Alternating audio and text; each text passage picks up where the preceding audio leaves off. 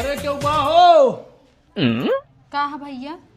अरे हम बिजली विभाग से आए हैं सर्वे के लिए। बिजली विभाग से? लाइनी वाला अच्छा अच्छा, लाइनिया वाला। मीटर लगा भाभी जी? ना ही भैया, मीटर तो ना ही लाग बा। अच्छा अच्छा, लाइट बिल? अरे भैया, जब मीटर हवा ना ही बैठा बा तो बिल कहाँ से आई? ओहो, अच्छा हम सर्वे में जौन जानकारी हमें चाहे हम पूछे थे, आप बता दे ही हाँ। मीटर लग जाए। अच्छा अच्छा। आपका शुभ नेम? अंगूरा देवी। अंगूरा देवी।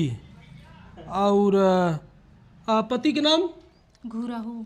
घुरहू। आपके कोनो लड़का बच्चा है?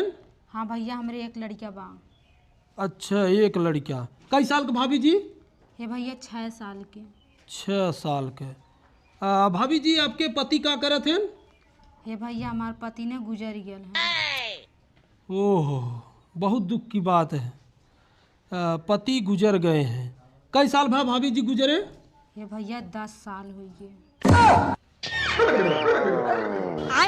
भाभी जी एक बात बताओ, पति के गुजरे 10 साल हो गया तो लड़का 6 साल के कैसे भा? अरे तो भैया, पति गुजर गया है, हम तो जिंदा बाटी। हट, जो अपन मीटर खरीद के लगा, पता ना कैसे कैसे मेहरारू हैं।